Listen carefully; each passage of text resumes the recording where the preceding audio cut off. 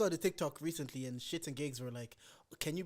They said, "Oh, the TikTok said this is not the same 11 p.m. that it was 5 years ago, because 5 years ago, 11 p.m. is when you would leave your house. Pre-drinks only end at like 11 p.m. You're leaving at 11 or 12 just to go to the session, but now."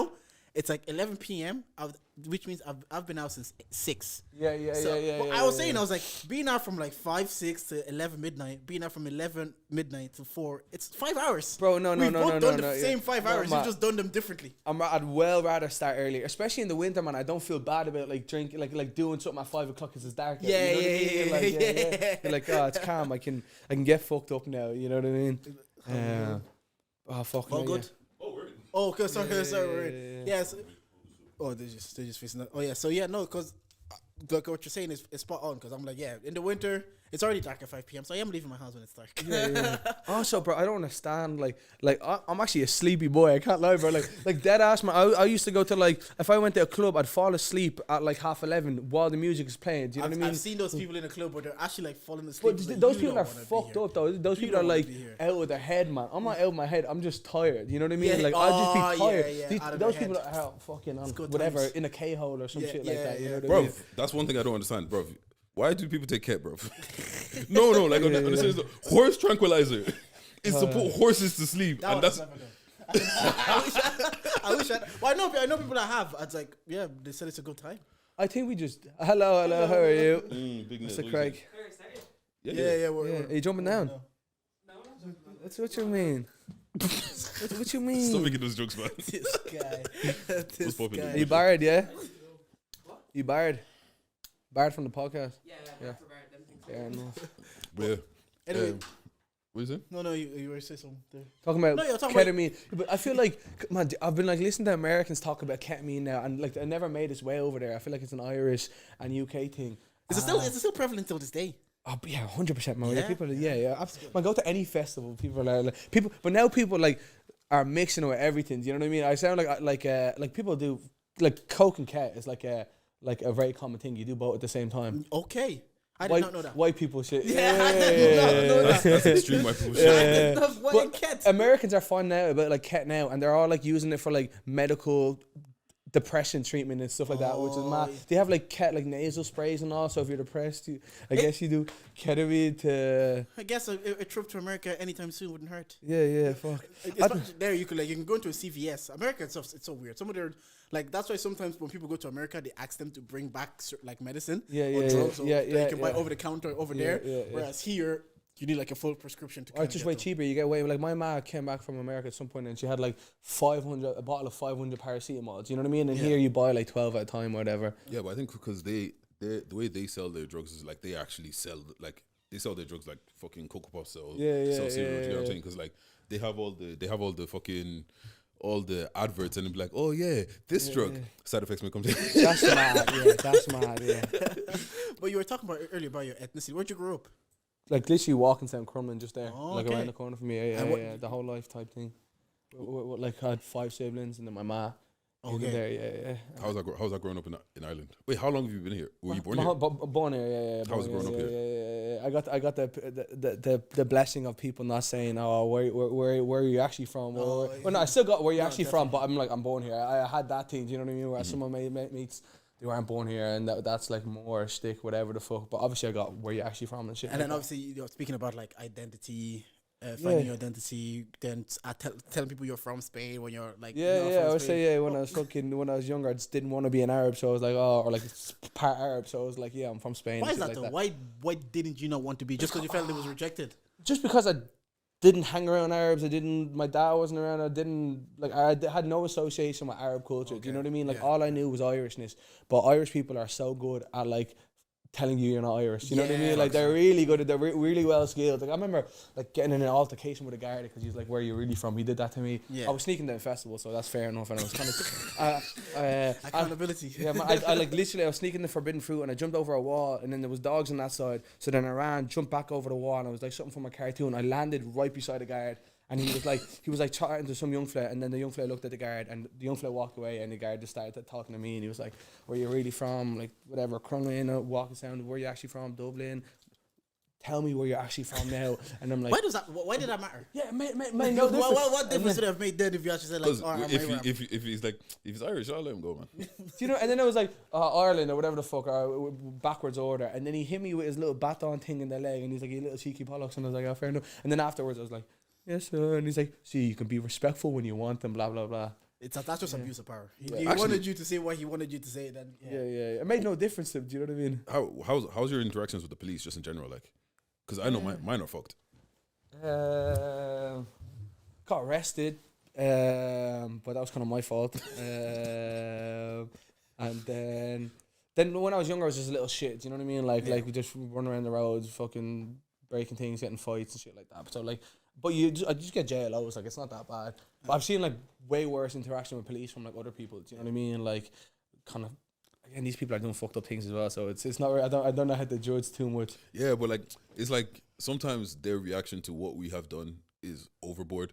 Do you know what I'm saying? Like you jump in into a festival, just warrants, just escort me out. That's literally all you have to do. Hit me with the bat. Do you know what I'm saying? You don't have to hit me. Just literally say it this way. It, so I'm not like, it's not like I expect like high standards from the police. So when I'm chatting about it, it's not like like I was surprised or whatever. It's just kind of you expect them to treat you like shitty or whatever the fuck. I've actually like, never really had negative interactions with the police. Must be fucking nice. Must be fucking No, nice. Shout out Kate and Dave as well. They used to organize five-a-side, I guess. Yeah, like getting patted down, like you get stopped and searched for no reason, like that's happened and shit like that. Especially when you're like, that was happening to me when I was like 13. Yeah, like, literally mad young. Actually, funnily enough, around this time when they think, oh, do you have fireworks on you? Do you have this? Do you have that? I'm just like, bro, like even if I did, like everybody has fireworks. Do you know what I'm saying? Like you're not stopping everybody and saying, fucking my mate's dads had fireworks. You know what I mean? Like I went to a posh school, or like a kind of posh school, so like I was kind of like slightly two different worlds a little bit, and like everyone there was doing the same shit. Everyone there was smoking weed at 12 or 13, and like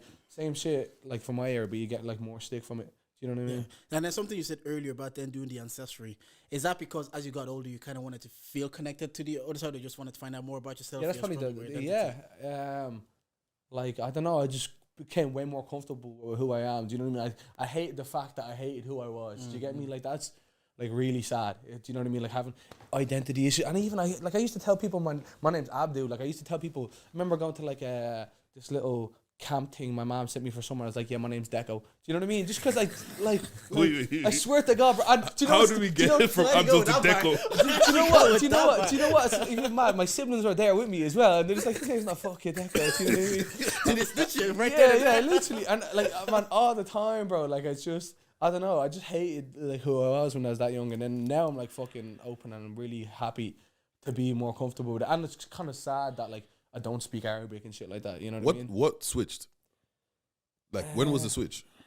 I reckon like COVID, to be honest. Like I don't know, just being like having time to yourself and I was like mad my whole life, and I was like, why am I mad? Do you know what I mean? Like you just, and then I used to get angry, and then get angry that I was angry and shit like that, and I used to be like a really angry person till like 19, and then just COVID came, and I was like, had time to be myself. You know what I mean? And people also people are more accepting now. Do you know what I mean? Like people are like, oh, where are you from? Oh, I'm like or whatever. Do you know what I mean? Diversity and inclusion works. Yeah. That's the benefit of it. You know what I mean? Like Do you feel more connected to your Arab side now? Slightly more, and actually not more connection. I've done more, looked into the history of just stuff in general, like the Ottoman Empire and the Libya and the Moors and stuff like that, but not actually connected. Do you know what I mean? But I'm happy that I've accepted it. Do you know what I mean? Yeah. Like it sounds weird to even be like I've accepted who I am, but it's like it was that deep for me when I was that young. You know? No, it takes time. It's good. Man, just fighting all the time. Like I was just like, because the minute people would call me whatever, Khaki or the PU or whatever people want to say, like I got called out my whole life, and I was just on site all the time. I had to fight every single person who called me. What's your record? I actually have a mad record. I can't lie. Like I actually a solid. And again, but like that record is like set when I was like 14. Do you know what I mean? Because after 14, I kind of stopped fighting and so until like one time. But what's the record? This is sounding like you've lost more than you've won.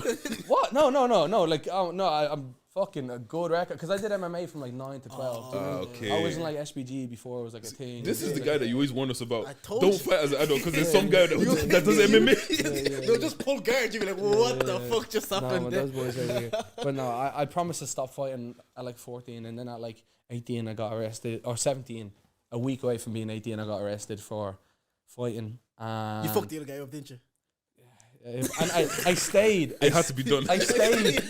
And again, like he called me whatever Khaki, and I was like, I was also drunk. But do you know what? And I did it in the most, like, I did it at, do you know, Leopardstown Racecourse? Yeah, like, one of my mates was having a birthday from school, and I went there, and then whatever, bumped into some lad.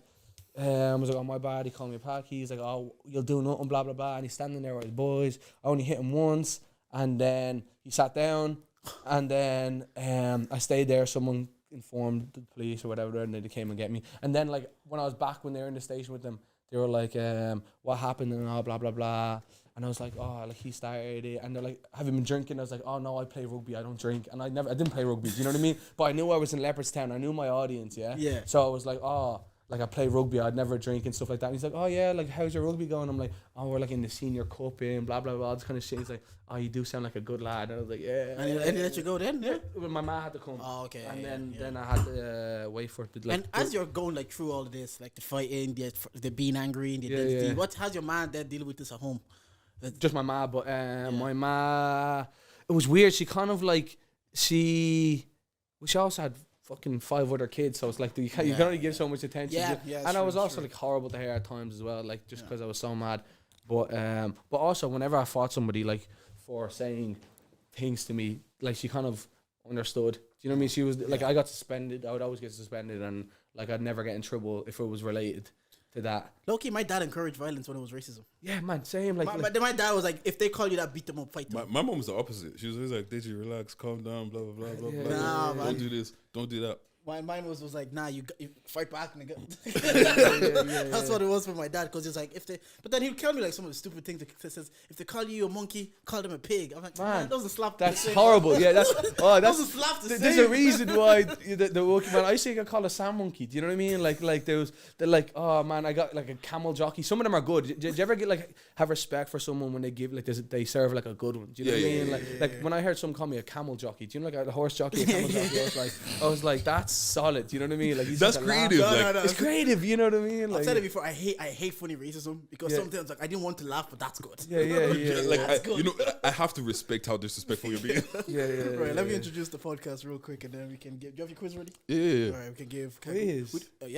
Don't worry. Anyways, we are here today. We are charging. Bang. This is the podcast with the highest level of analysis the culture needs. You know, I'm Uncle Jay, but you can call me Jordan. And I'm here with. You know, it's your girl's favorite voice, Big Dej nigga with the Midas touch. Big Dej. You know? Who we got here today? Who we got? KhakiKid, baby. Come on. We'll get into the music and you touring again in a second, but usually we like to do a little icebreaker, a little 5-question quiz, general knowledge, nothing mad. Wait, hold on. Before we get there, what's called? Yo, we got merch. Look behind KhakiKid. Some sexy merch. Look at that model in it and all. What's called? We got t-shirts 25, hoodies 40. Boys should have steamed them. They should have steamed. Bro, you want me to be because the wrinkles have been pissing me the fuck off. But I forget to bring an iron and the steamer here is broken. Yeah. So unluckily it's that. But however, we do have hoodies, t-shirts, and tote bags. You can get the whole for €70, €25 for t-shirts, €40 for a hoodie. And what we decided to start doing now. Wait, what size are you? Large. I think we have larges. We have a large. Yeah, if people do well in the quizzes, they can get some merch. Okay, lady, let's do this. I think cool. What's the threshold? 7, 8? I think it's unfair, like, because when Newbury did it, it's 3 heads, so they got 7. But whereas, like, obviously when Dunga and Simba doing it, they get 4. But okay, you know, how about we do this? We'll vibes. We'll do it on vibes. Okay, right. Whatever. Vibes okay, right. So first question is on sports. Yes. Oh, fuck me. The Mavericks, Raptors, and Pacers are all teams in what sport? NBA. Come on, basketball. Yeah. Come on. Oh, you have one lifeline. For any question I ask, if you don't know, Digi can answer for you. Okay. Any question Digi asks, if you don't know, I can answer for you. Sweet. We don't know each other's questions. Yeah. Bonus question, you can ask her. Yes. Are you gonna be helpful? Okay. Right. Name 3 countries that speak Portuguese. Brazil. Mm-hmm. Portugal. Mm-hmm. I knew that was just gonna be 2.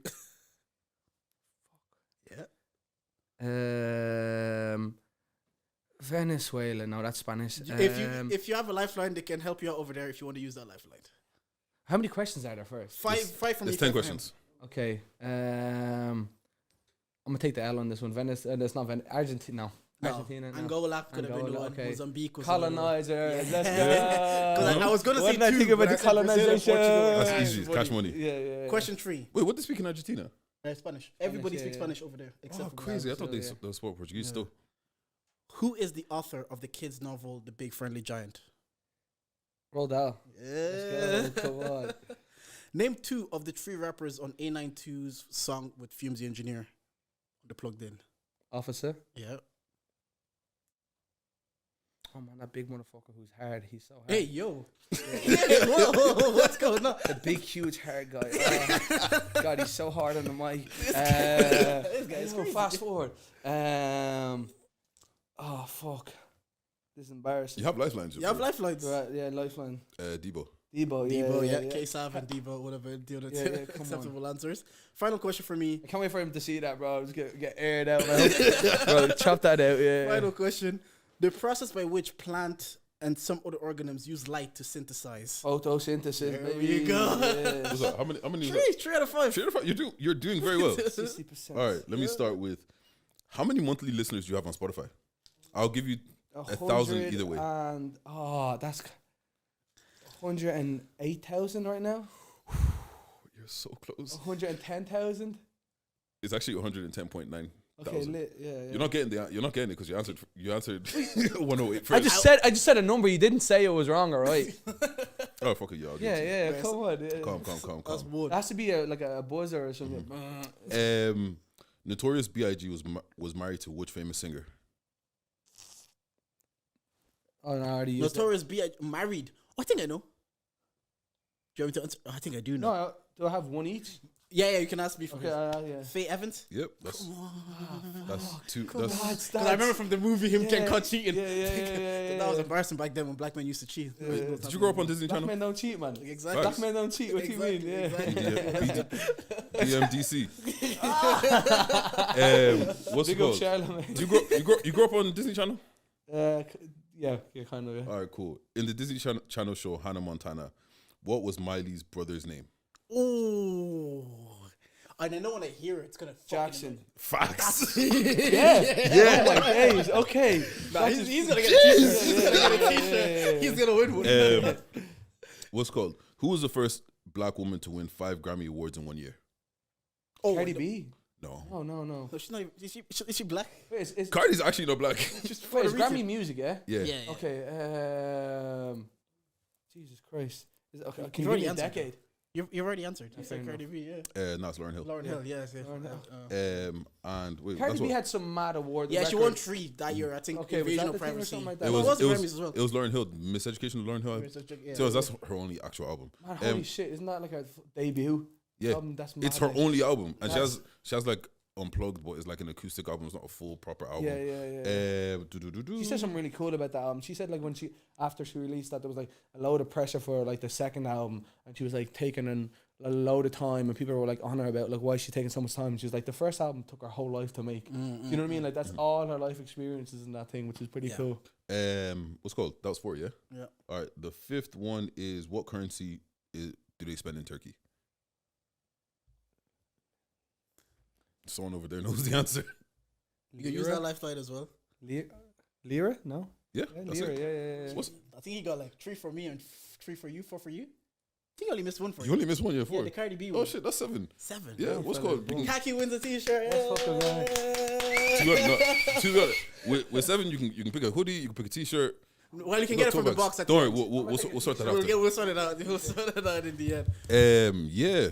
What's going on? Broski, Let's go. Come on, boys. How was your weekend? Actually, I finally got to see Schultz.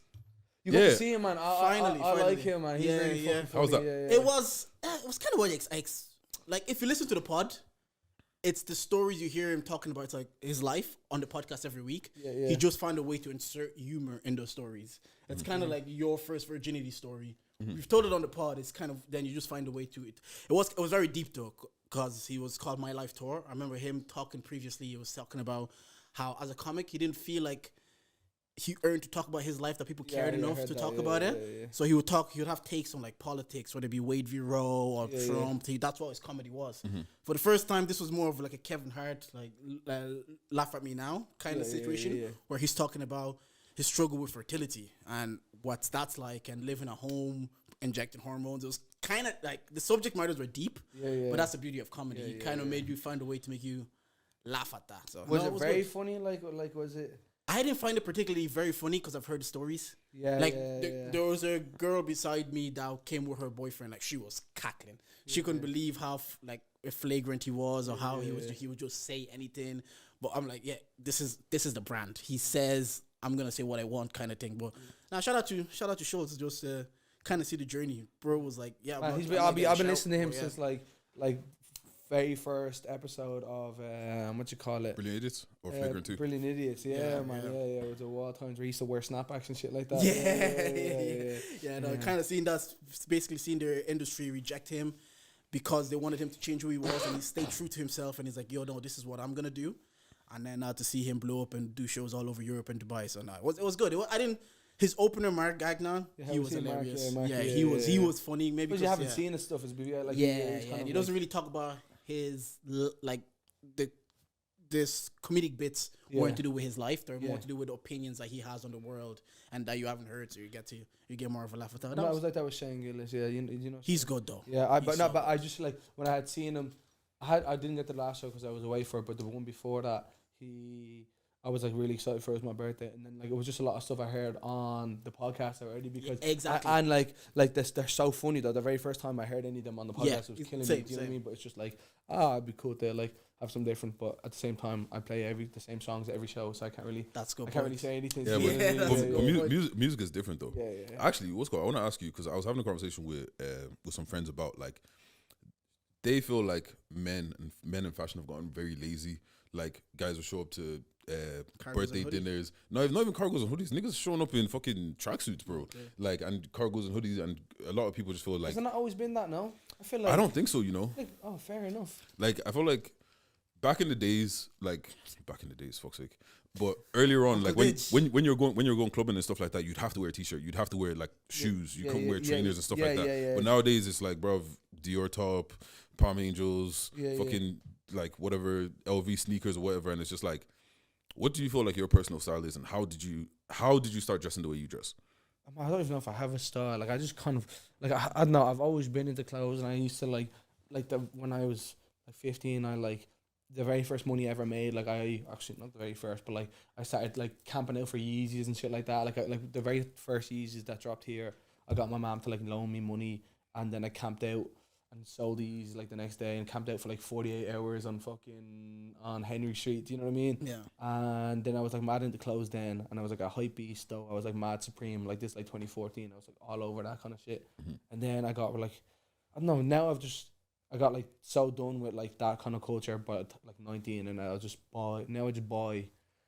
I don't know, just like things you can wear with everything. Do you know what I mean? Like, and I'm also lazy as well. Like I wore these shitty loafers in the gym there. Do you know what I mean? Like I really don't make an effort. These are like, who wears loafers in the gym, bro? Do you know what? That's scary, man. Do you know what? Do you know what? The loafers. I don't know. I'm so fucking big on loafers. These are my wackest loafers, man. Because I fucked up a recent pair. But like loafers are like boat shoes, like Timberland boat shoes, man. I love.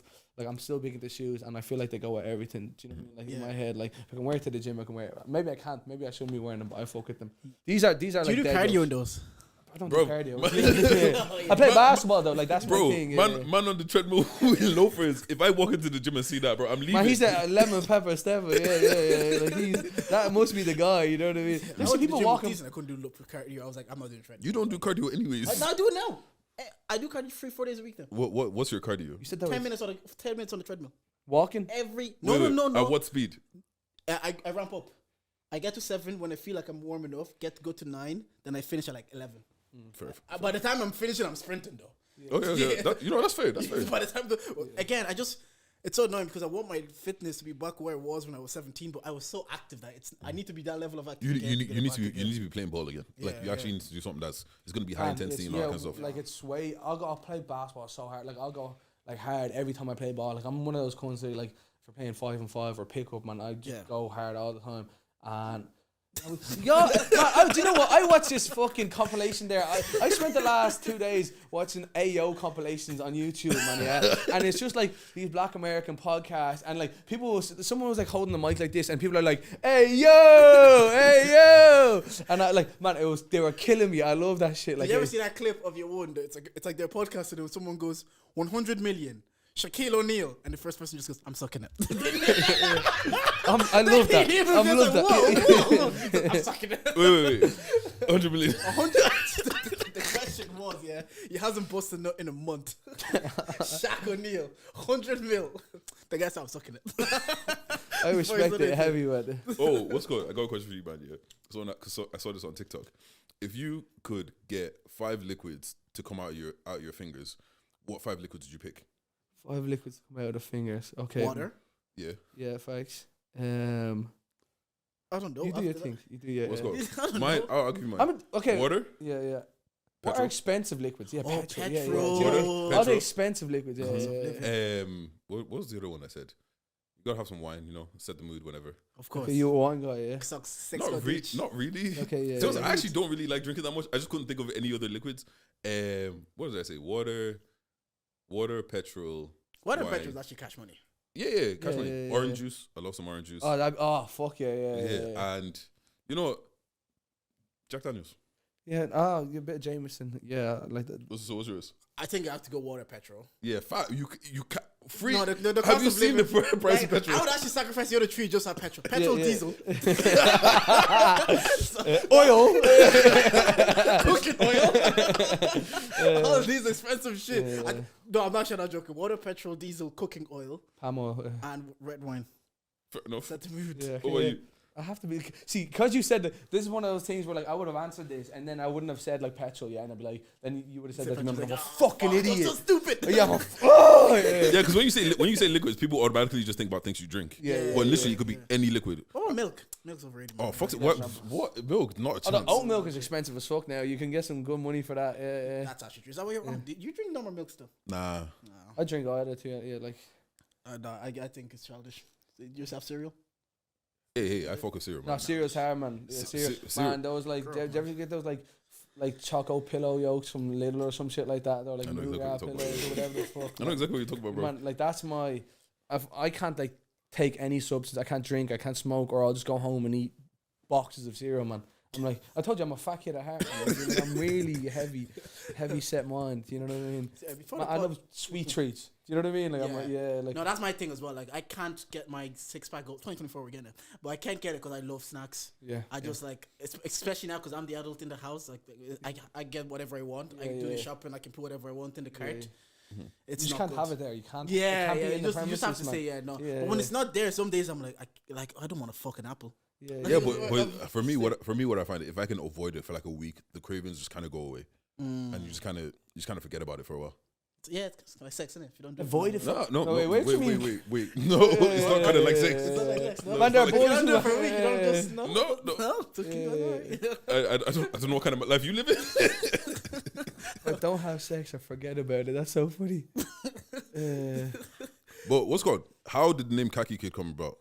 I was playing basketball in California when I was like 16, and one of the guys, the coaches on the other team, was like, guard him, and then he was like, which one? And he was like, the khaki one. And then because over there, like khaki, like military, like you know, there's like beige khaki, and then there's like green khaki. And everyone thinks it's green khaki I'm chatting about, but it's beige khaki, like, you know, that kind of like sandy military color. So he said guard me because I was pretty tanned over there as well. So then he said get him. I was like, oh, that's cool, KhakiKid. Yeah, it's not the deal. And ever since then, you just ran with it. Yeah.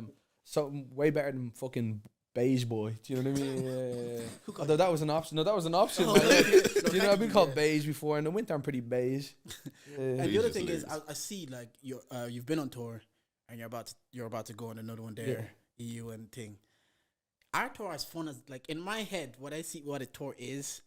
You have the bus, you have the women, you're on stage, and that's kind of like my idea of it. And that's what you're doing for like 10 days straight. No, man, because at this level, like, you make no money and you have to like do it. And like I was booking the flights for this next tour and like the travel, and like in my head I'm like, okay, yeah, sweet, going on tour. And then I'm like, oh, we have to get from like Prague to whatever, the south of France in whatever a day. And then I'm like, oh, the flights, there's only one direct flight and it's like 200 quid.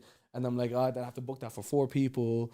And then I'm like, oh, maybe I can get this connection to this connection to this connection, and I'll only be 18 hours of travel. And it's just like a fuckload of, you know what I mean? And then I'm like, oh no, I need to actually sleep. Like I'm doing that to save like 20 euro. I'm like, oh, it's 180 if I spend 18 hours on a plane. Do you know what I mean?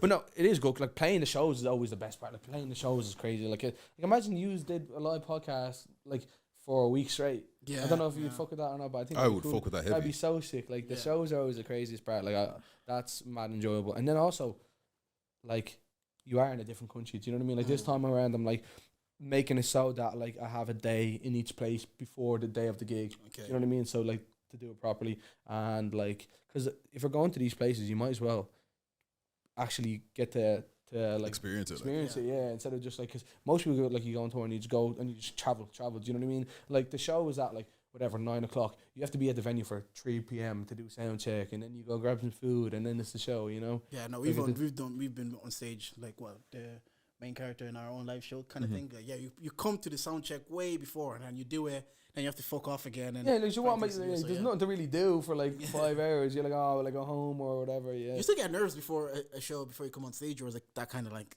part of it? I don't think. I think I've practiced in a mirror enough growing up that like it's not a thing. But like I get nervous.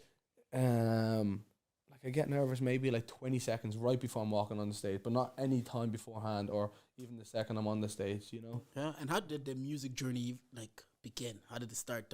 Because I was like, doing the research, I see one of your songs, 2 of your songs actually 3 million streams. I'm like, all right, fair enough. And then I then went on to listen to the latest EP. Very good, Bebe. Bebe. That's because like I remember I was saying that like Sand, it was like the Arab thing, and then like it was gonna be Sand Baby, and it's like the Arab thing. And then I was like, oh, I used to tell people I was Spanish, and then I have like a little Spanish DNA in me, like 25%, like I was saying. So I was like, oh, Bebe, Spanish. And that's the name. That's why it's called Sound Bebe. And then, how did the journey start from you to like start doing music and getting into music? It's not all that interesting, to be honest. I just finished the leaving cert, and I was supposed to go do some maths in college, and then I was like, oh, I wanted to make raps my whole life. Do you know what I mean? I've been doing it since whatever 12 years old, and back then I was rapping like I was Chief Keef. Like I used to write lyrics, and like I had no life experience. So I was like just write lyrics from the perspective. I was listening to Chief Keef as well, so I like wrote lyrics from the perspective of as if I was Chief Keef. Do you know what I mean? Like just talking about guns. And And I've said this to other people, but like at that point I was like, oh man, I wanted to be like mad forward thinking, and I was like, I don't want to write my lyrics on a piece of paper. I want to like have them on my phone. And I didn't like know Notes app was a thing, or maybe my phone was so shitty, it was like an LG cookie or something like that. So I was like, oh, do you know what I'll do? I'll text this guy. Let's smart LG cookie. But I texted in. I knew this girl I knew. She had a Facebook page, and then she made a new one because she got locked out of that one. So I was like, okay, Cam, let me just text all these lyrics to her old Facebook page. She's never gonna see these. So there was like 2 years of lyrics, and it's like 12, and we kind of fancied each other as well. We're like 12, 13. And then, like, so there's like 2 years of like lyrics there of me chatting as if I was Chief Keef, and she's just like, and then like years later I was telling my girl about that, and then she was like, oh, can you show me the lyrics? And then I went to show her the lyrics, and there was like a scene message at the very bottom of this thing. So she must have gotten back on their account for some reason, and she's like, top driller, blah blah, like that's just shit I don't like. She's just seen 2 years of lyrics about guns and hoes and shit like that. Imagine. This guy must be in a mental health situation. He's mentally ill. Like, she might be there like, oh, that's a bar though. Yeah.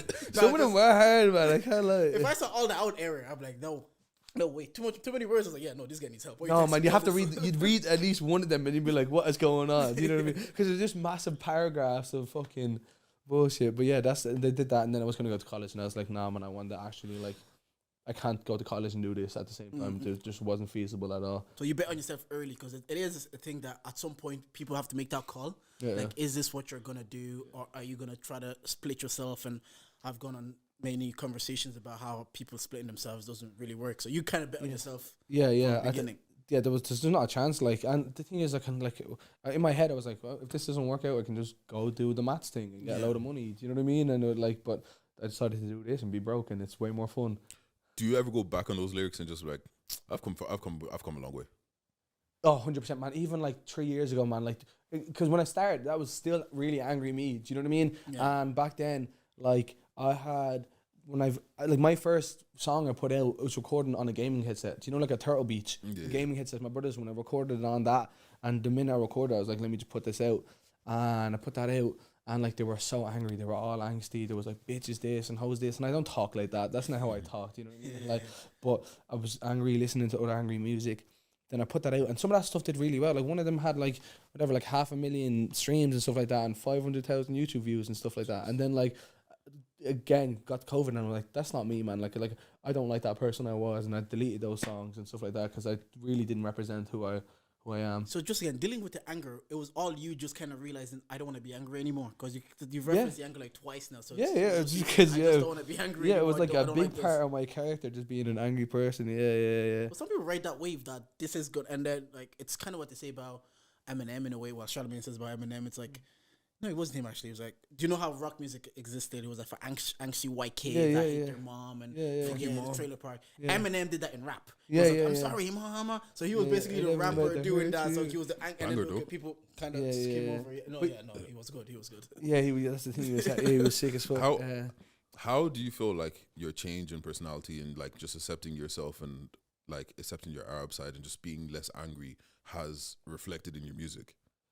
It's just made the music like directly just happier. Do you know what I mean? And it's like made me like write in ways I wouldn't have written before. Do you know what I mean? Like talking just from perspectives that because the only perspective I had was anger. So now instead of just having an angry perspective, I have all the other ones.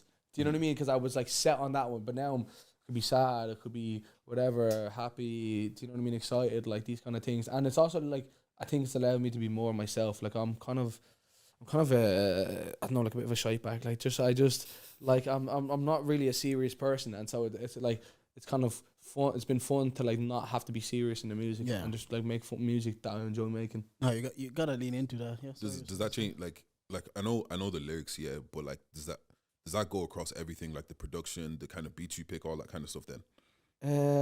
Not with the beats and production. No, man. I love it. Like I'll rap on anything, man. I love rap music. Like I'll like anything that like I've rapped, and there's loads of songs that aren't released, that like things are just made for the fun of them. Like I've made drill songs and stuff like that. Like here are drill songs as well, and I've made like on like, you know, Bjork. I've rapped on a Bjork type beat or like a Beatles type beat just for the fun of it and for the challenge of it. So I'm not like, I don't think I'm set to any particular sound. One thing I was doing when I was driving here, I was listening to some of your music, and I was doing that human thing where I'm trying to connect you to. Do you know what I love that? I love when people say human. You know how you say human, leave him alone. That was very random. That's so random. Very random thing to know. So I was doing that thing where I'm trying to connect you. Like, who does he sound like, or what does it sound? And I just couldn't make a connection with you and like someone I've listened to, I've heard. Like, who did you kind of look at and be like, oh, that's the type of music I want to do?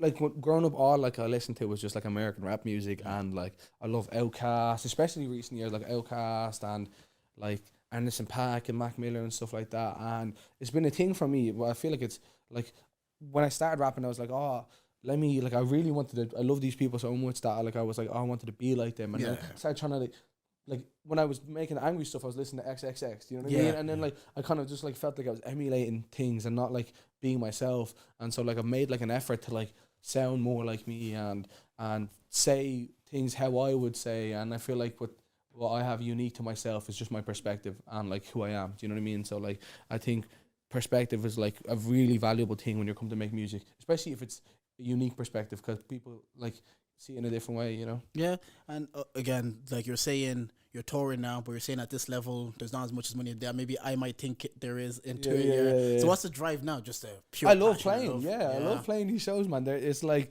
every show I do, I think that's my favorite part of making music, is playing these shows. And like, I get baffled every time, probably yourselves too, like the fact that people are actually coming out.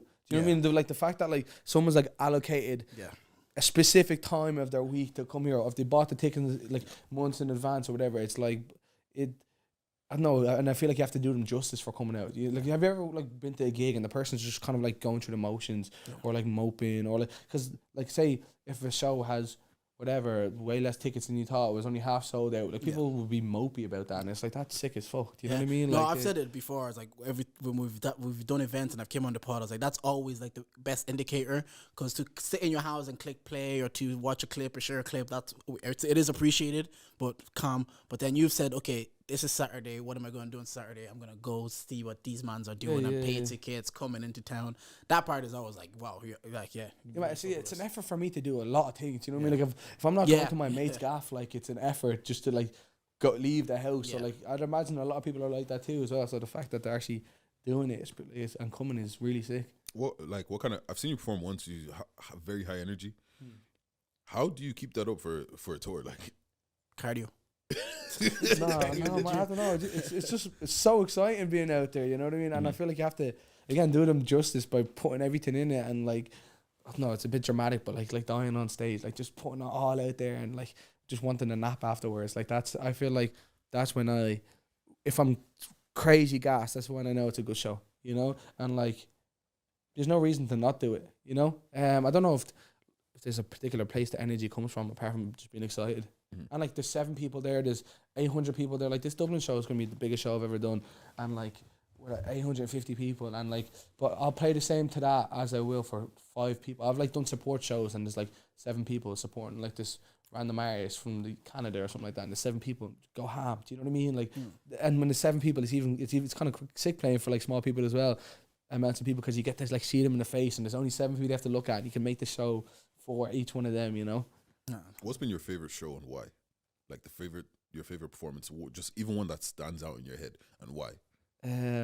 This summer all together now I played at the Jameson Circle stage, and that was one of those ones where I was so excited to do it anyway, but then like it was one of those where everything just lined up, things just kept on happening during the show that I didn't plan. And like, for example, like we started a set with Come Out With Black and Tans Walshy remix. It was like a dance remix to that song, and then people just instantly came to the front, and then like we're going home on stage and it's sick, and then like I take my fucking cowboy boots off and I'm running through the crowd and moshing and stuff like that, and I was wearing my socks then, and then I get back on stage and I'm like, these socks are making me slip everywhere and there's muck all over my socks, so I take the sock off, I just throw it into the crowd, it lands on some guy's face, the guy takes it and puts it in his mouth.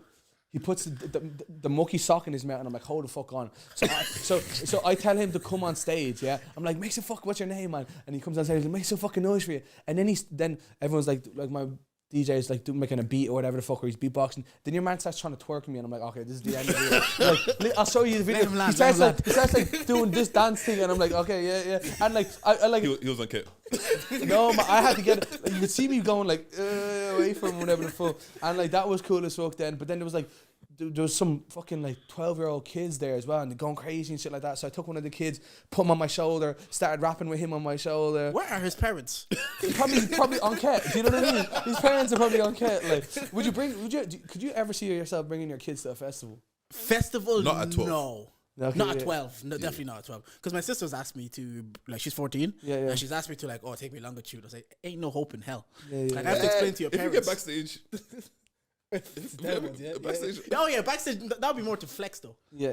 You got what your brother can do. Look at what the podcast is doing. That'd be more to flex, but to just like take them on it, because I've been to, obviously we've all been to festivals. And sometimes I'm like seeing 16-year-olds just lip sync. Like, go watch the fucking show, man. Travis Scott is on right now. Do you think I give a fuck about Travis Scott when I can live? Literally. Like, what kind of 16-year-old are you, man? No. He was on 16. At 16, he was on girl.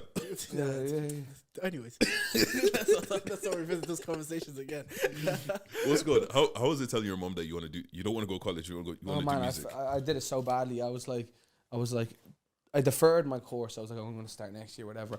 But I didn't tell her I deferred it. And then like a week in, she was like, oh, you're not going to college? And I was like, oh, my course actually starts like a few weeks later than everyone else. And then like 2 weeks later, she's like, oh, like, you haven't left the gaff in 3 weeks. Like, what are you doing? I'm like, oh, most of it's online at the moment. And then like a week later, she's like, you're not going to college, are you? And I'm like, no. She's like, I fucking knew it. Like, there was no reason to lie either. Do you know what I mean? So like, she wasn't even going to give out anything. She was just going to... She was upset. Like, do you know what I mean? But like, I'm like an adult at that point, and like I got crazy. I got like, what age? 18? You're an adult? Yeah, I got my house. Like, I got a full-time job. Do you know what I mean? It wasn't like I was fucking around. Like I instantly got like a whatever. Oh yeah, that's fair. Yeah, enough. yeah. So like you're making money, like. Yeah, do you know what I mean? I wanted to make, and like the music thing costs a lot of money. Do you know what I mean? Like I don't know if I've even broke even yet. Like, but I haven't. Like I love it, so like it doesn't make a difference. You know? Where in the family are you? You said you have 5 siblings, like. Yeah, middle. So I have like 2 older siblings. Do you know what? Okay, we're talking about the identity. I have 2 older siblings and 3 younger.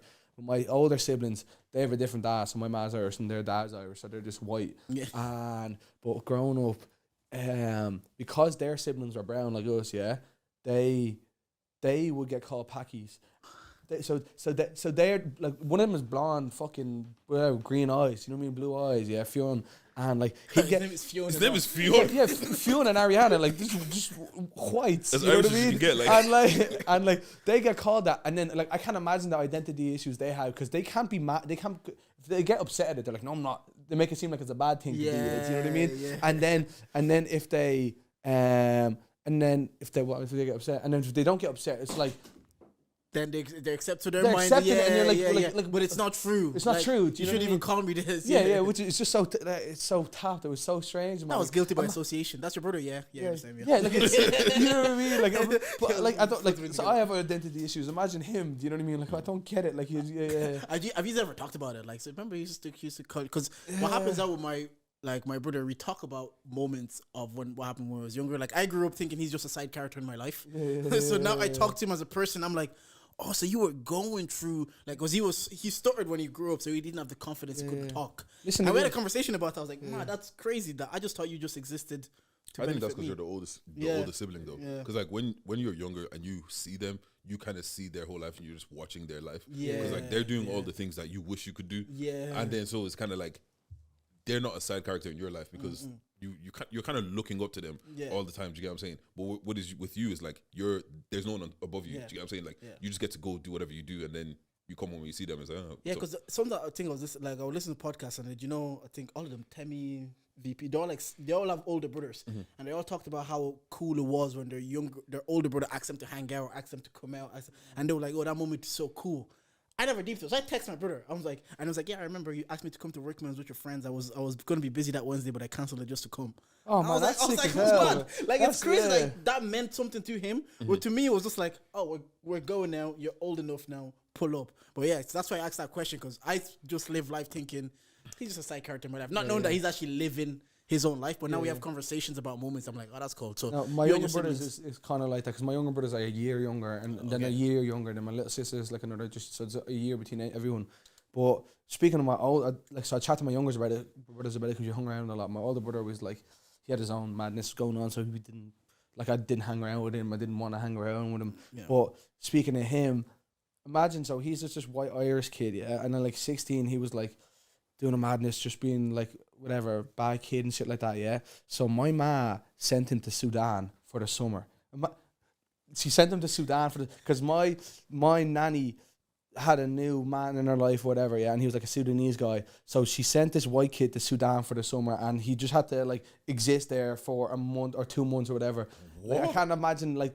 Do you know? Because like my black mates always get they always chat about the parents threatening to send them back to Africa or Nigeria or whatever. Yeah. But he actually did that, and he's not even from there. It's just like that is so like, fucking wild, bro. Yeah. Like he has the maddest life experience. Like I can't like he. I'll have to chat to him more about it. But he has a mad life. He's had a mad life. That'd be trippy. But back then, like. Anyways, but every time in Congo there was a Mundele, everybody's like, Mundele, the cool. They treat you nice, yeah. So maybe he was Mundele is Congolese for white. Yeah, I know. Ngala,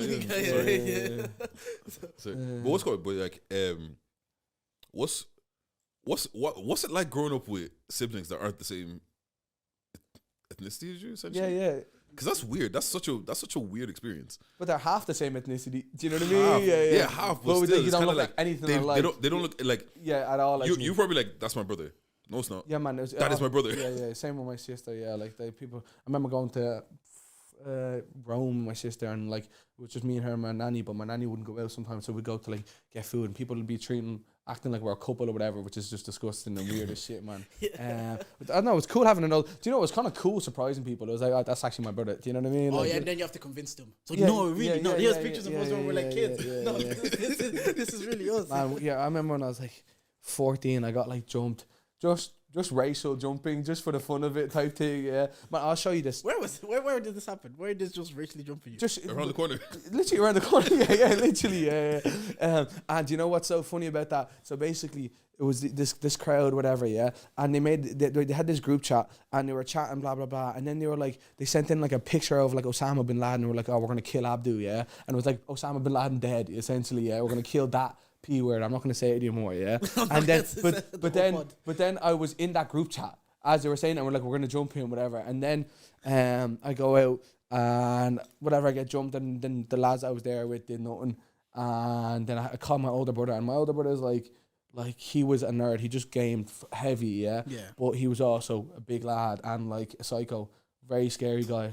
And so he came out in his like pajamas, and he had like whatever little house shoes on, walks up to the three of the lads, like fucks them up, blah blah blah. Like they run into a chipper, he's killing them. There's ambulances and stuff like that, and like that was really cool. That's why I loved about having an older brother. I was like, yeah, let's go. Did GB ever call you outside? That's one thing. That's one thing I've always been upset about, because I'm like, bruv, they became a certain age. If you could beat me up, you've defeated my family. Yeah.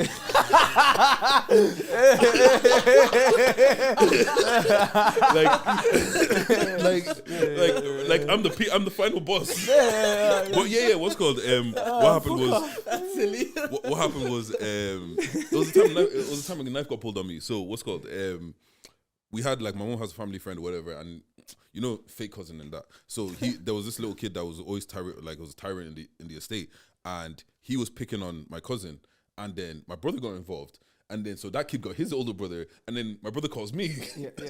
But yeah, I was old, and then he went in. He came like, we're here. He went in, came out with a knife. But the thing is, I was at a party. Like, it was literally, my house is right there, and where one of the girls was having a party. So, bro, there's niggas in the house. As soon as he said, we're here, I went inside. Grabbed the guy that was 6'5". Grabbed the guy that was 6'5". Yo, bro, come outside. And then nothing happened. But it's just like, I always wished I was like, I have no backup. Do you get what I'm saying? Like, I don't have like a group of boys that I'm like, oh yeah, come outside, let's fuck this person up. So it's like literally, and I feel like that's what got me to be able to like talk my way out of situations, because I know it's like, if this gets peak and I lose, bro, I'm not coming back with any retaliation. Like, there's nothing, there's no backup I'm calling. Yeah, but man, the retaliations, that's how like family feuds start. Do you know what I mean? Like, because people to get their older brother. Like, when I was younger, my mate's older brother, again, psycho, good lad, but yeah, psycho. And like, my mate had like hit this other kid that was younger than us, yeah. And then that kid got his dad around, and that kid must be nice. That literally, bro, that'd be sick as fuck, yeah. That's so silly. That's so silly. That'd be sick. Oh, imagine. Yeah. They should make a movie about that. That'd be cool. Yeah. But so that kid gets his dad around, and that dad, like, it's kind of like intimidating my mate. So then my mate gets his older brother, even though, because he didn't have a dad, but he got his older brother around, and then my mate's older brother just slapped your man's dad around. Do you know what I mean? And had like a scissors, and he was gonna do a madness with it, and like he did. Yeah, but like imagine being the son. Imagine your dad get fucked up. Bro, would you lose respect for your dad if you saw him get fucked up? Yeah, I wouldn't know, but probably.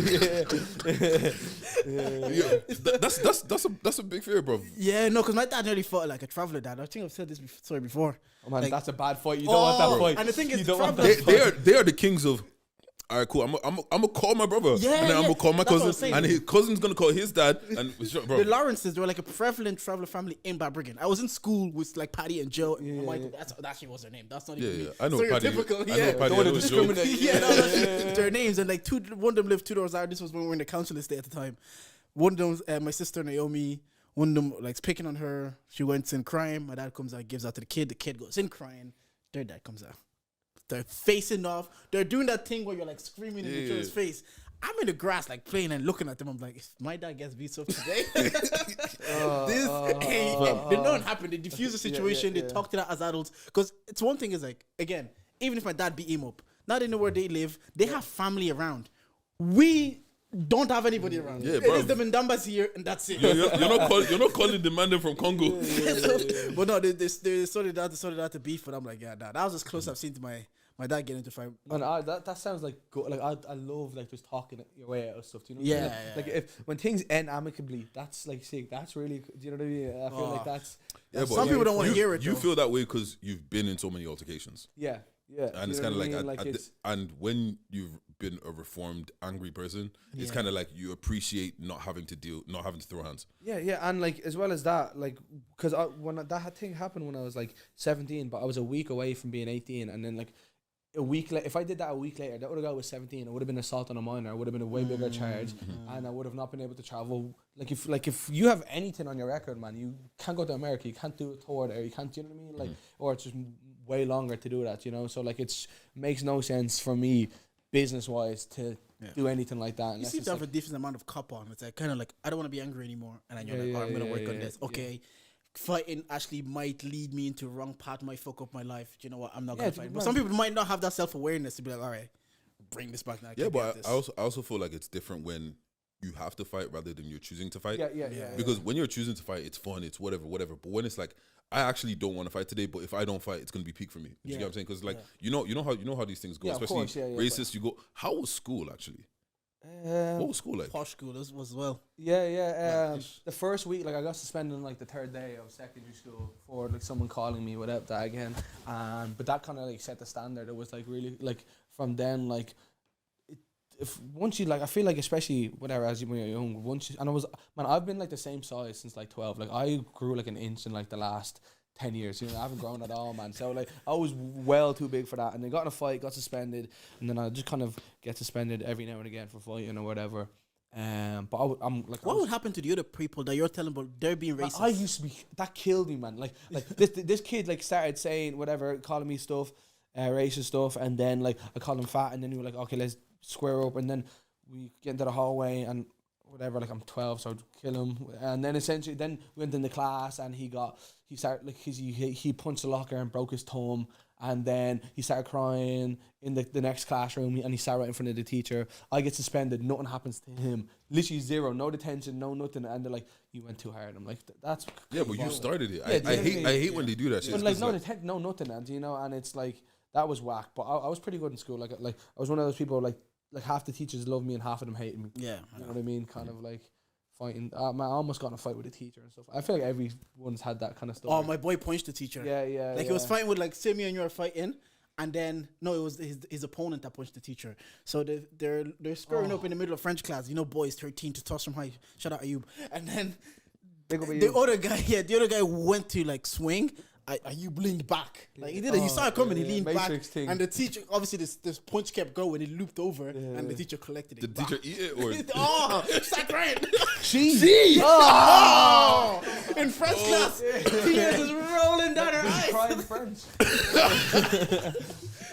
What's good? That's horrible. I was actually gonna ask because you did mixed martial arts. You know when you're fighting? Because I'm gonna get an MMA person on because I don't understand. Are you calm in the chaos? Man, like when the fight's about to happen, you're still calm. I did that when I was mad young. Do you know what I mean? I stopped doing it. Like I started doing Muay Thai again this year for a bit, but like, I remember when I was young. I was calm. Do you know what I mean? Like, but that means nothing. Do you know what I mean? Yeah. But do you know what was cool as fuck? Because when I started doing Muay Thai this year again, like I wanted to see like what I had. Did I still have anything in me? Do you know what I mean? Like if I had like any instinctual things, and it was sick because like I was very natural at it. Like. People would be like, oh, how long you've been doing this for like a year or something like that, and I'm just my first class today, back after 10 years, and it's kind of sick that like the things you do from when you're really young, a lot like I used to BMX and like I can still do tricks in the BMX now. It's kind of cool the things that are like built in.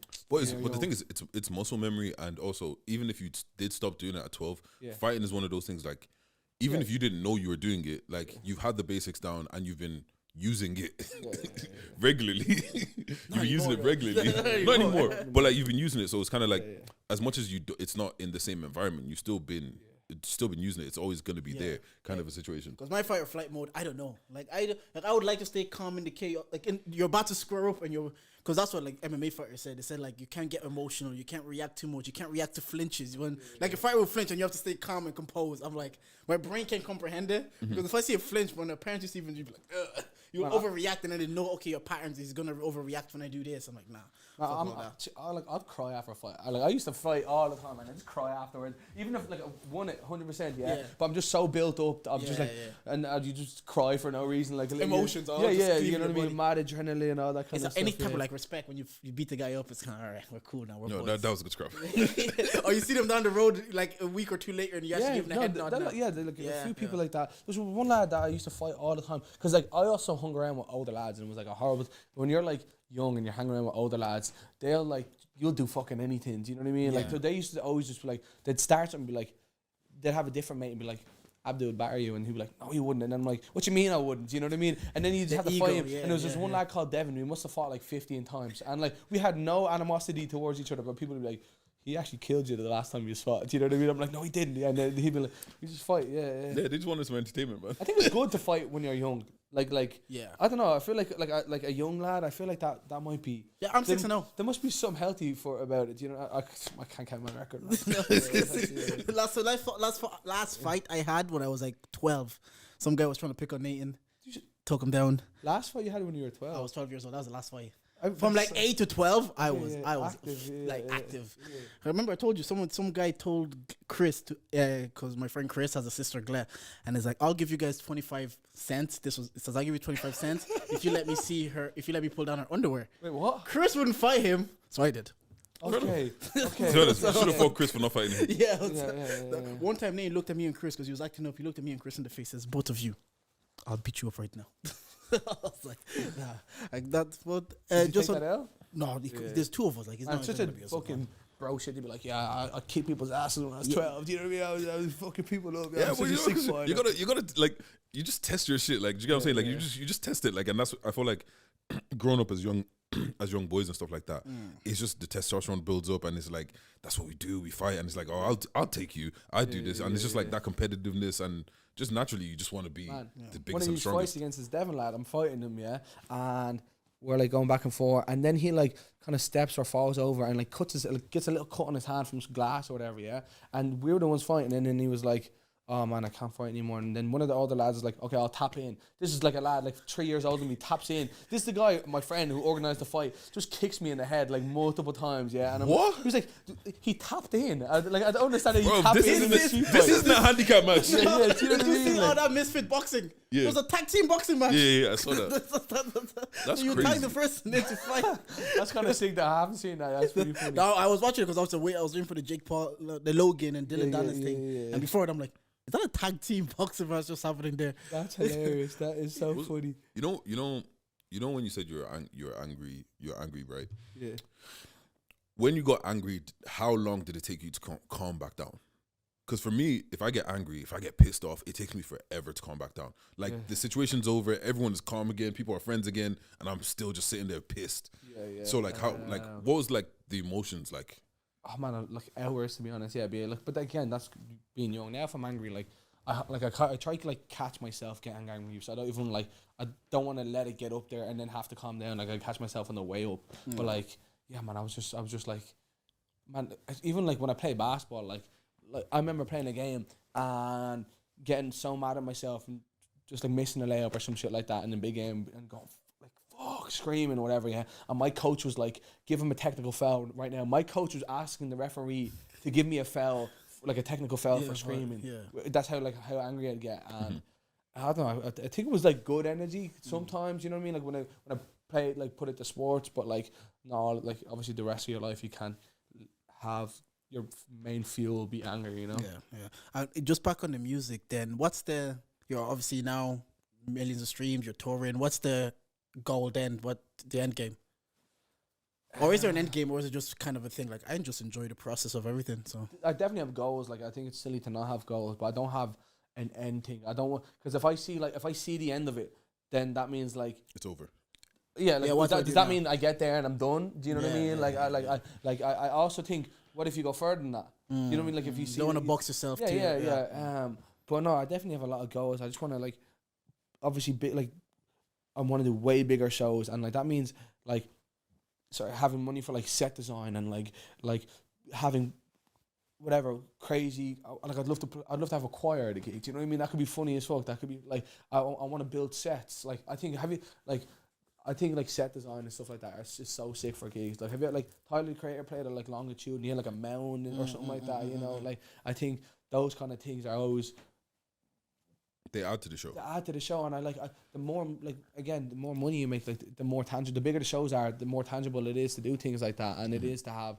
Because I'm going on this tour now, but it's me and a DJ and a sax player for some shows. Yeah, that's not how I perform here, but it's just too expensive to bring a full band. So when this tour is done, the next shows are gonna be bigger. That one I'm gonna bring the band. Do you know what I mean? There's always like next thing to do, and there's more people I want to work with.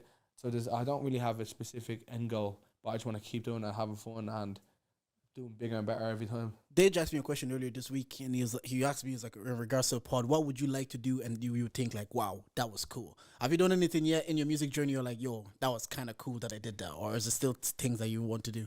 No, the things I've done have been like that sick as fuck. Like, like when I'm playing Longitude is cool, but like one thing that was cool for me that we did like a month ago, where this I don't know if you know Amit Would Love, but basically we did a gig and.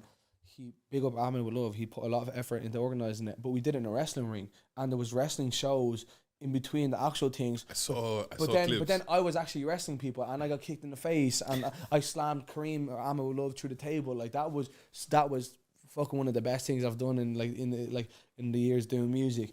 And again, that's like creative. That's like exciting, and that's like set design as well. Yeah. And then it was like me and FA, and we spent months like plotting our beef and our storyline, you know what I mean? And then we did a press conference for it, and like I know it was really fun, and I had the belt, and then I got knocked out, and like that was one of the like the best thing or cooler things I've done.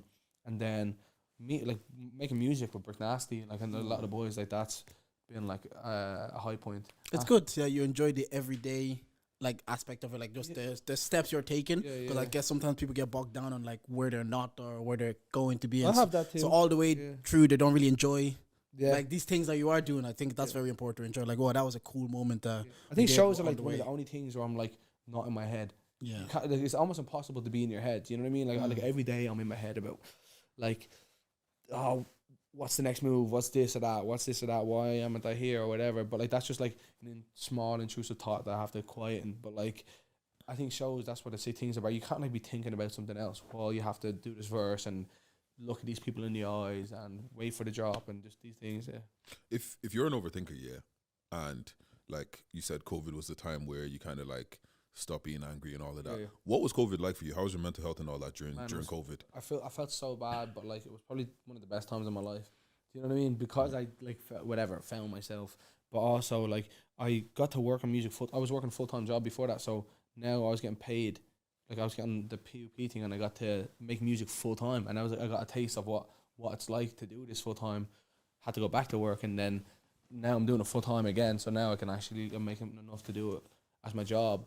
But yeah, I feel bad because it was such a hard time for a lot of people I know, but like it was good for me because I just got to do music all the time. I got to see my friends more than I did beforehand, even though you weren't meeting people. Yeah, I got like socially distance, of course. Yeah, if you were, I was working full-time job, had a girl, and then like I was making music. So every night I get home from work, go gym, do music, or go see my girl. So I got to actually see my friends, and it was kind of cool because I actually reconnect. I just started seeing people that I wanted to hang around with more, you know? Yeah, that's an interesting aspect of that. People, obviously, because it was such a shit time in general, that the world did slow down for certain people that probably needed it. They needed a slower pace of life or things to just be in place so they can work on other things or focus on other things. Like I get what you're saying in terms of feeling guilty about saying it was such a good time, but like the overall, I actually get it. It's like, the world's a great time. It's time for you guys.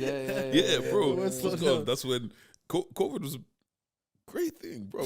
Because before that, like even not COVID, except for the time. Just the time.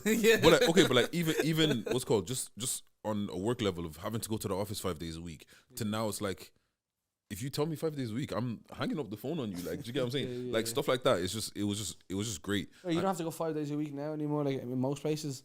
No. See, he doesn't even know anymore. That's he's a music boy now. I did retail anyway. Do you know what I mean? Like you had to be there regardless. You know what I mean? What kind of retail did you do? Like clothes? Clothes, yeah. How was that? It was fun, yeah. Like it was. I just had got so lucky with the manager I had and like the people I worked with because I just got to like. Man, I'd spend like 2 hours in the bathroom a day. Do you know what I mean? I'd go to like the stock room and chill there for an hour. I'd vape in the toilet for half an hour. Like and my manager was so chill, man. I'd come late. Like I was really lucky. And then he also put me into crypto, which was. Did you make anything? I lost a lot of money. Yes. But no, I'm still up. By the day. I'm still up. Like I haven't looked at my stuff in like yonks, but like I'm still up. But like I lost like 40 grand. Do you know what I mean? Like I lost like a lot of money. And like Wait, did he? Casually as well. Did you say 40 grand? Yeah. What did you put 40 grand in? But that's from like 3 grand. Like I was on some goods like on like 5, 6. Because my manager was mad into that, and like. Again, this is just bro shit talking about crypto, but like I'm like now probably up a grand. Do you know what I mean? But I should have sold out. Like I should have sold way. So when you put in 3 grand, you're up at 40. No, I probably put in like 7 altogether. Like it was like 45 at max. You know what I mean? But like probably put 7 or 8 grand. No, it just came. But I get it though. It would have been like if I'm 45 now, where my would manager it was be? like, you get 100, you can get 100. Wait for 100. Yeah. And then it just went down. And I was like, no, hold. And yeah. So I just haven't looked at that in years, and I'm like, when they gets back in the news again, when people start talking about it, I'm like, I should probably check this, because like if it ever goes, it comes back, you know what I mean? Things are cyclical. It will definitely be the talk again. People at some point, yeah. But do you know, I should have known though, because I was seeing ads on the side of buses selling crypto. Do you know what I mean? Like when it's that popular, it's too late already. Everyone's already, like, you know by the time the regular person knows about it, all the serious money's been made. Yeah. You can tell your ma or something like that. You know. Bro, my mom's talked to me about, are you buying crypto? What do you know about crypto? They're talking about it in churches, man. Like, that's how you do. The collection bucket is like a crypto wallet. You ain't gonna make it, man. Paying tithes in Bitcoin. It's like, and then NFTs. I found out the other day that everybody that 98% of people that made about NFTs of that one never made sense to me, because I just saw a picture. People tried to explain it. I saw Gary V. He went on Flagrant. He tried to explain it. Yeah, I made money on those though. But like that was just from fucking. Again, that was like, I knew that was bullshit from the jump. Do you know what I mean? Yeah. Oh man, I bought some poxy name thing, but it was mad cheap. Do you know what I mean? Again, it was just my manager. I didn't know anything. I still don't know what I bought for the most part. I got lucky and then unlucky. Fair enough. Yeah, but I think that money's waiting there though. Yeah. Have anything else here you want to talk about today? I was gonna ask about emotional states and all that, but that's long. All right. Okay. Yeah. Where did you boys grow up? Actually, I don't even know. You're Balbriggan. I grew up in Balbriggan. Okay. Do you know fucking Sunshine House? Yes. Yeah. I worked there 3 summers. Man, that's the place where I told people my name is Deco. Yeah. At Sunshine House. Were you one of those kids that would come in at Sunshine House? One of the poverty kids. Yeah. Literally, man. Like literally. Oh man. We called them inner city Dublin kids. Yeah. It was like a summer camp for poor kids, man. And I remember. Like you get like your ma, like you went to the shop like once that week, and your ma gave you like a 10. Like everyone was given like a 10 or something like that, and like Sunshine House. And then we went to like one of the corner shops, and then I tried to steal snorkeling gear. I had like a 10, bought loads of sweets, and I was like, man, I want like fucking flaps, you know, like whatever snorkeling flaps and the face yolks. So I tried to steal. What year was this? Did you go Sunshine House actually? 2008. Oh no, I was still in school then. It's good money though. Yeah. It's like you're making 450 quid a week as a student. Jeez. And what did you have to do? Like, did you? Do you know, like you're just kind of like around. We were kind of around. I got kicked out of that as well. Because did you fight somebody? Yeah, but it's a lot of inner city Dublin kids. Fights are expected. Especially with the boys. It's like, then you played football against the... Literally football, I had a fit when I played football, and then I got kicked out, No, we would just like make the food. For all the food I use, we'd prepare that, and then they'll get it out to you. And there was like, obviously you're working with kids, so there was like 2-for-1 rules. You have to do all like the Garda vetting. Obviously there's kids around all the time. If I'm in a room like sweeping or whatever, and I see a kid might forget to get their jumper before they went out, if they run back, you have to drop the broom and leave the room. Unless it's like 2 kids or 2 adults at the time. There was like a 2-for-1 rule. So no. So it can't be like a he said, she said kind of a situation. Yeah, exactly. Yeah. So what's good? I grew up there, Balbriggan. I grew up in Navan. Yeah. Mead. It's a Mead. Okay. What's good? In school, single parent mother, right? Yeah. Did you ever have, in our school they call it rainbows, where it's like kids from a broken house, you get to go like once a week and talk your feelings out. Oh, and no, we didn't have this is like a pure like Catholic school. Like I was a Catholic school too. Yeah, okay, rainbows. That sounds mad progressive, man. Jesus Christ, man. But I feel like that's a horrible. It's good at heart. I feel like that's a bad idea. I feel like if there was like rainbow kids in my school, they'd get a hard time. Do you know what I mean? Like, they never told anyone else what was happening. We just kind of like, extra class would just pop out. And it was like, then there was one day, celebrate me day. but what's called your parents come in. Obviously, mom didn't come.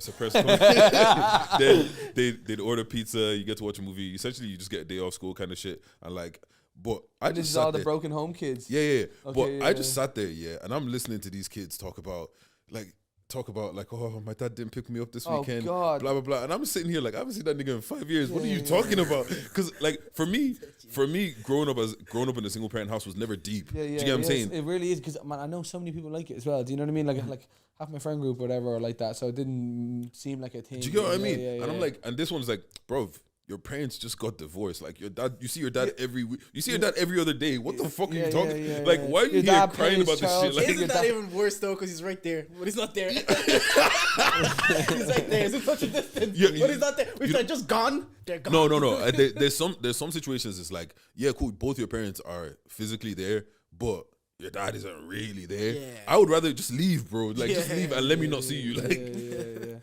but did you feel? Is that what? No, I didn't have any special rainbow treatment, but no, that's why I always always get confused, where like people like even in movies, like someone's parents are getting divorced and it's like their life is in shambles now because their parents are getting divorced, you know what I mean? Like people just, but like I think that's me maybe not being empathetic or whatever, but like I didn't really see it as like a ruin your life, or like it had big impact. Like people, it seems to have huge impact. I guess it probably is a big deal.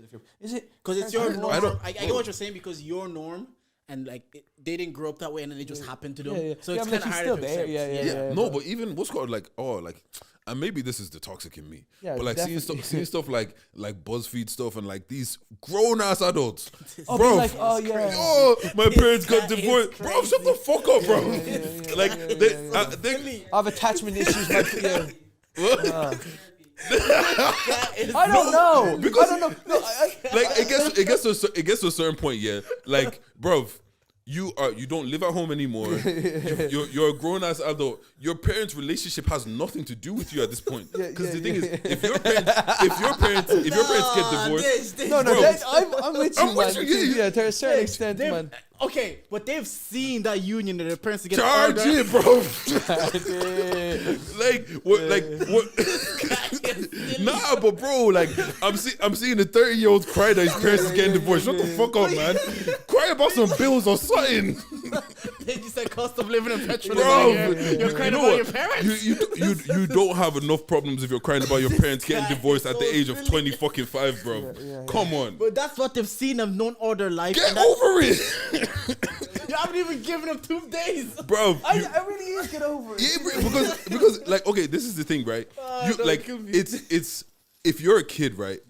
Like, okay, you basketball, play sports in school and all that kind of shit. No, I feel for kids. Like, I understand. No, I feel for kids. Yeah. Do you get what I'm saying? Like, okay, right. You, like being in school, and like after football training and all that shit, you see this kid's dad picking him up, this and that. Someone's getting into beef. They call their dad. I can empathize with a kid going through it, bro. If you're 25, bro, you're an adult. You pay taxes. What are you? Why are you upset right now?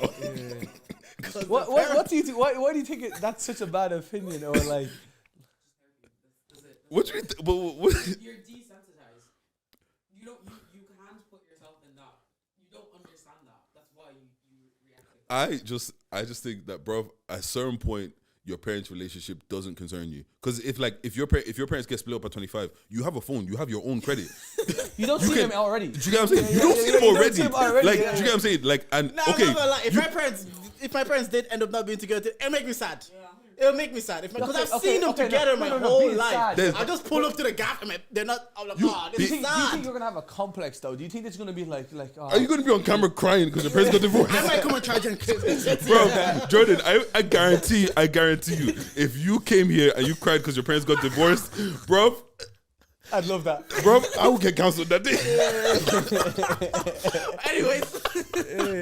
Anyways, Khaki, thank you for following us. Thank you for coming. Maybe I am toxic, man. You won a t-shirt anyways. Dublin, December 14th, the Academy main room. Boom, boom, boom. Get your tickets. Wait, when's it? December 14th, the Academy main room. I'm gonna try to be there, for baby. Anything else you want to plug? Anything you want to plug? Special announcement, new song coming out on Halloween night. Yeah. Halloween, shit. Yeah. Right. Exclusive. I should have posted about. Oh, my man is gonna. Is this even gonna drop on Halloween? This episode Wednesday. When's Halloween? Tuesday. Yeah, it'll be out the day after. Oh, new song coming out tomorrow. New song out tomorrow. No, what's called? Don't worry. Yeah. But you know, bro, man, thanks for this is literally a year in the making. Yeah. We've been trying to get you on for a minute. I appreciate you. Look, man, anytime you have anything to promo, come true. Even if you just want to chat to the boys, like literally for any fucking reason, pull up, man. We're here. Yeah, thank you, boys. And Humans, if you made it to the end of the pod and you didn't like anything that we said today, well, you can charge. Especially if you're a 30-year-old crying. Charge it. Bro, man. Niggas get over that shit, bro.